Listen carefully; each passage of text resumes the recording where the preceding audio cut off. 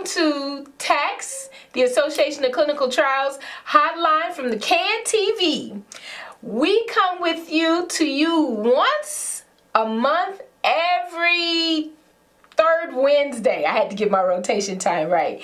And we are here with the Association of Clinical Trial Services, and this is actually a call-in live program, although you can also view us through the website. You can go to CAN TV hotline or the CAN TV live show, and you can see us live right from your computer. So you don't even need to have cable if you don't have it.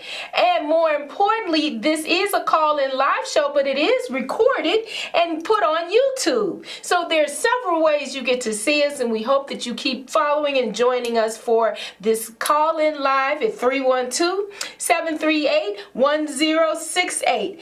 60, excuse me. One of the things that we want you to know is when you do call in, if you're not talking to me, Sister Ya, your hostess with the mostest, I'm a community epidemiologist for Tacts, you can talk to our people's counselor, Mr. Charles Patton, who's also the vice president of Tacts. So you have to forgive me, I have this cold. I was hoping it wouldn't flare up, but you know, it's the summertime, honey. It is August 2018, my birthday month. And I slept under air conditioning and got a chest cold. And so now I'm coughing a little bit, but that's okay. I am really proud of this month. I'm happy to be here, and I'm happy to share things with you. So if we can, I'm going to show you what Tacts is, the Association of Clinical Trial Services, and what we provide in our service. We talk about diversity with clinical trials research, and these are just some of our partners: Third Coast, Men and Women's Prison Ministry, AIDS Foundation of Chicago, we have the AIDS Health Foundation, National Black Agenda Consortium, and of course, we have Flow Photography and Enterprises with Mr. Charles Patton. So those are some of the things we do work with in our organizations. Now, let's talk a little bit about health equity. You saw the slide. I always have to deal with it because that is what we teach and promote. Now, health equity means that we have always going to be not just equal, which would be equality, but equity. Equity is obtaining what you need to get where you need to go. So here we have the boxes, and of course equity means that everybody gets to obtain good health and better health. But in this auspice, we have to, some people who are shorter may need 2 boxes, some people who are a little taller may need 1, and some people who are very tall don't need any. The point of it is you get what you need for what you need it for. And I actually did see, and I'm going to throw in another example that I learned about. Again, if you want to talk about health equity concepts with me, please call 312-738-1060. I saw an example of this, what they call equity. It wasn't necessarily health, but they were actually using bicycles. So I like the health part of that, right? Exercising. I need to ride my bike too, Mr. Patton, but we'll see. And they had all sorts of bikes with all sorts of people. And some of the bikes, in one of the pictures, all the bikes were just alike, exactly the same size, same height, same width, everything. And then they had a person who was disabled who couldn't ride, they had a short person, they had a tall person, and they had a person who fit the bike just right. So in the first example, not everybody was able to fit the bikes just right. But in the second example, they had a bike that was a 3-wheeler that allowed somebody who could not ride a 2-wheeler to get on that bike. They had a small bike for the small person, they had a tall bike for the tall person, and they had a bike that fit just right. So guess what? All 4 people got what they needed, and they got to ride the bike. They obtained their highest achievable level of what they wanted to do, which was ride that bike. Well, in our case, we are obtaining the highest achievable level of having the best health and wellness possible. That's what we're going for. That is health equity. So if you don't understand it, we're going to really deal with it more as we go through our iterations of doing this program. I will be pushing health equity is what we do, right? So one of the topics we deal with this month, and we did a little bit last month, is violence violence prevention and intervention. As you can see, there is a plugger on here that says, it's a flyer, it says the 2018 Forum for Safety and Liberation. This forum was actually held Tuesday, August the 7th at 5:30 at one of the places out there on 74th and East End. And I was asked to come out to be an attendant at that particular event, and I did attend. I got there a little late, but I got to hear what we would call the meat and gluten, right? Or tofu or sultan, the meat and sultan, because I'm not gonna, I'm sorry, the sultan and potatoes. Did I get it right? I can't say meat potatoes because I don't eat the meat. Honey, I'm vegetarian. So at any rate, I got to attend this particular meeting that they had, and it was let me get them right, this was the people who work on this, that put this together, was the Workers' Rights and Racial Justice Organization. So they go by the WCRJ, and they hosted the state's attorney Kim Foxx and the mayoral candidates. Now again, this forum was not to support or deny any candidate or mayoral race or political office. In fact, just so you can see for yourself, what was put up there was they were joined by about 100 people were in the audience. They talked to communities about what was safe, what was free in the neighborhoods. They wanted to talk about the policies and the procedures when it comes to police occupations, mass incarceration, investment initiatives, and promoting what? Equity, without, talking about just equality. And they talked to grassroots leaders. They shared their different levels, and more importantly, State's Attorney Kim Foxx did attend. Chicago Police Commander Du Bois did attend, as well as Lori Lightford, and Troy Lavier. Those individuals did attend, and they, gave their spiels and had questions and answers. Now, let me just start off with our state's attorney. Again, this is not political, but she came out to support the community. She gave her insight into how some of these police issues have been happening and what she thought was fair and not fair. And you know what? She said something that I thought was very salient, and I'd like to share that with you. State's Attorney Kim Foxx said, "Sometimes I have to make decisions that are not politically in our best interest, but in the people's best interest, in the interest of justice." She has to do things according to the law, and if she doesn't do that, then she can't enforce that on anyone else. It kind of ruffled some feathers, because of course there's a political agenda that was behind it. She is, and acknowledged, she's an elected official. But she says she can't always act like an elected official when it comes to the due process of the law. She has to find the law and its justice there. And it is sometimes difficult to say what was right, what was wrong, and what's the degrees on how that should be punishable by the law. That's what she's dealing with.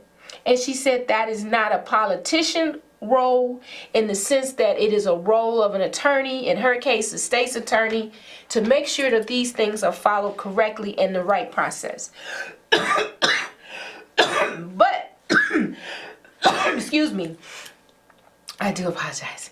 But she also said she understands and she listens to the community, and she wants to hopefully make the best decisions possible. And the reason that she could say this is because she was sitting there. She's like, I'm listening. I'm here with you.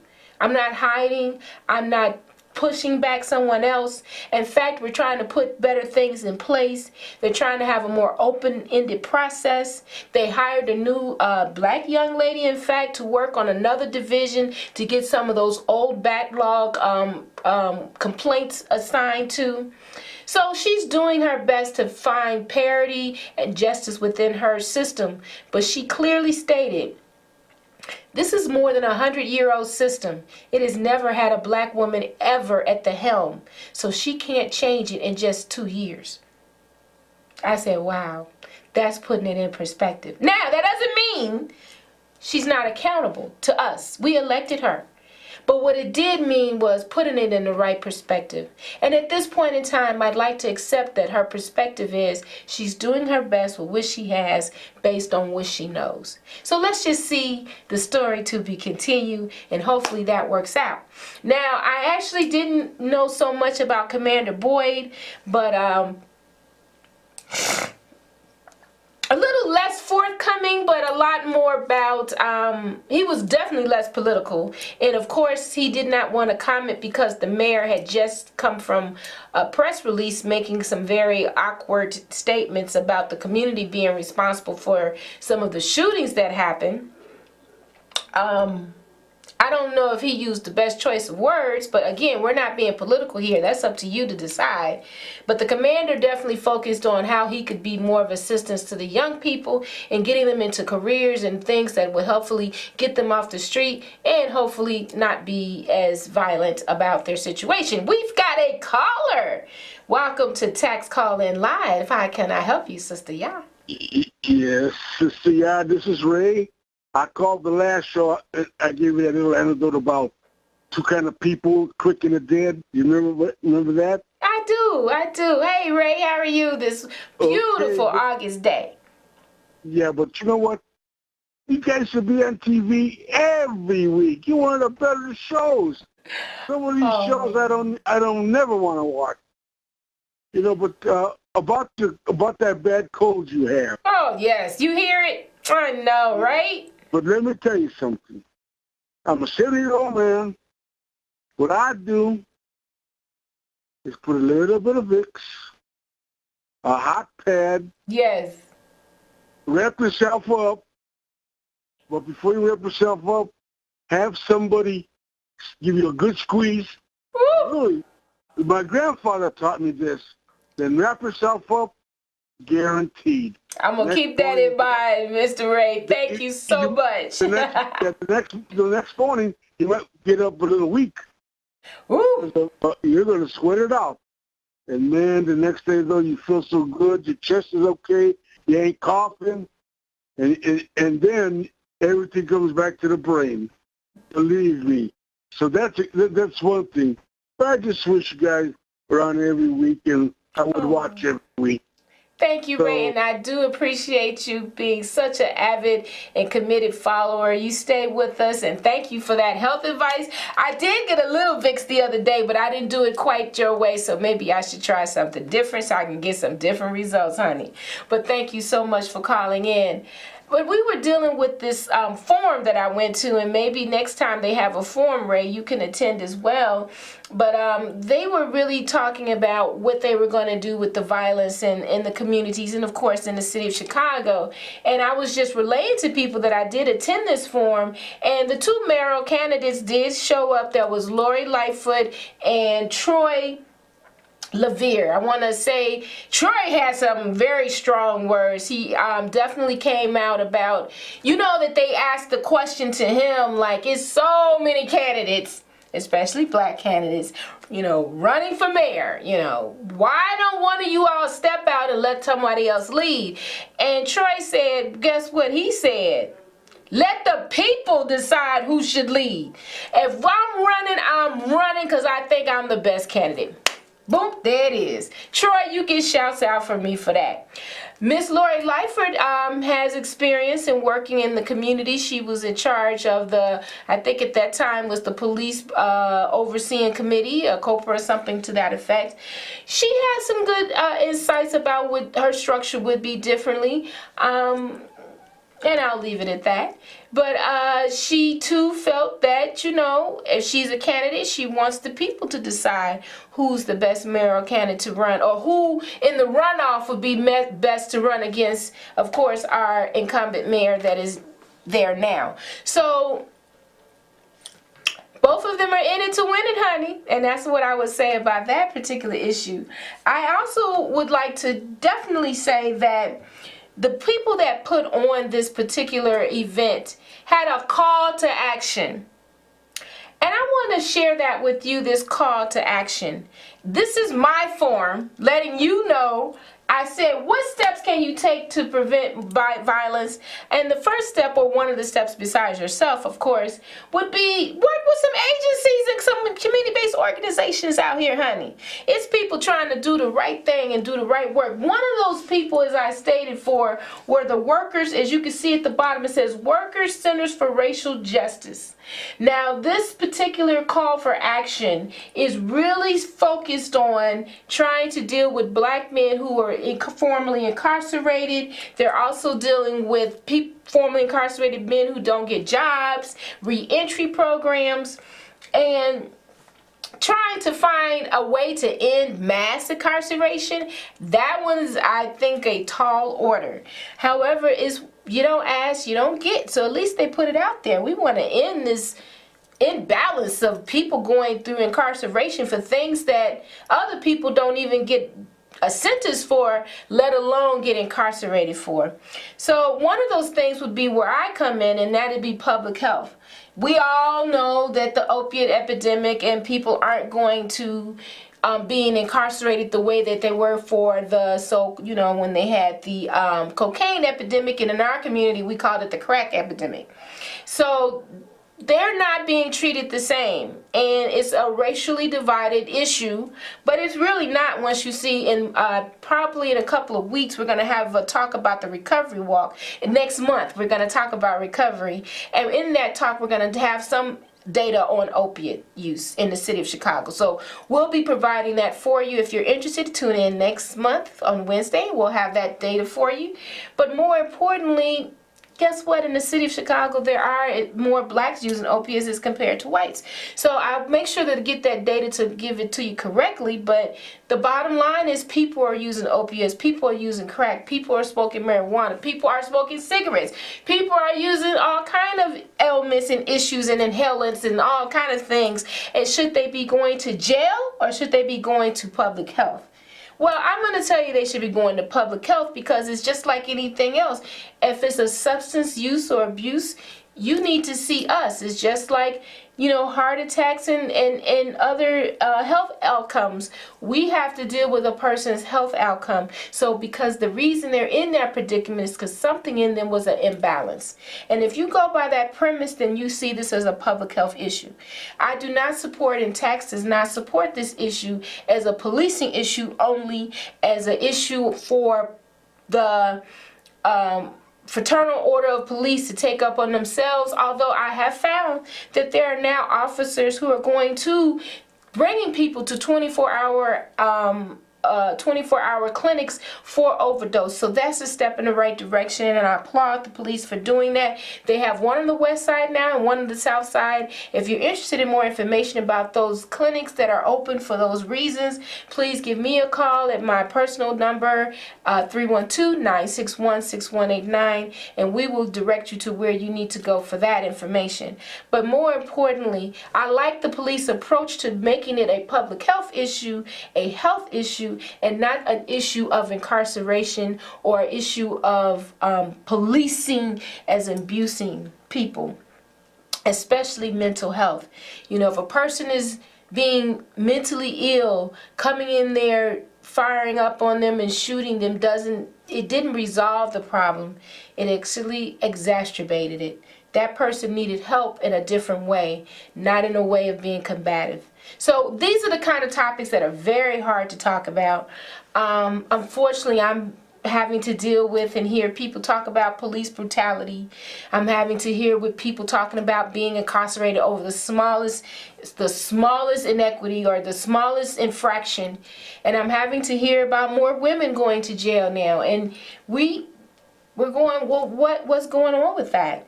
Well, I don't know, but with their help, again, I'm working with this organization that's going to be with the Workers Center for Racial Justice, right? They had a call to action, and I sent in mine. And my call to action, I added in something, y'all. You know what I added. You know what I added, right? What did I add? I added health equity. You knew that already.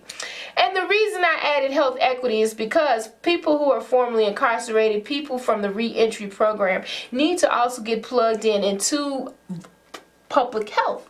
And we need them to have the same approach to public health is people that have not been incarcerated. So that's what we call, quote unquote, a specialty population. It's not to stigmatize them, it's to bring more focus to them for when they get out, that they are continuing their health care. I would like to say that I was just told that Men and Women's Prison Ministry just received support for 2 mental health specialists to be seen at their clinic for when people come in to screen for HIV or hepatitis C. They will now get the opportunity to talk to mental health specialists for screenings as well. I think that that is a wonderful approach. It's in a community-based organization setting, and it's having the community work with the community to make things better. That is what we do with Tacts. Again, I want you to see if we have any issues that we can work with you on. You can contact us on Facebook, but personally text me at 961-6189-312 area code and Tacts for us at gmail.com. I am your hostess with the mostest again. Thank you all for watching. I am Sister Ya, your community epidemiologist. Give it up for our people's counselor, our vice president of Tacts, Mr. Charles Patton. We are here and we are live with you on CAN TV. We are going to see you next week and support us in all that we do. One love.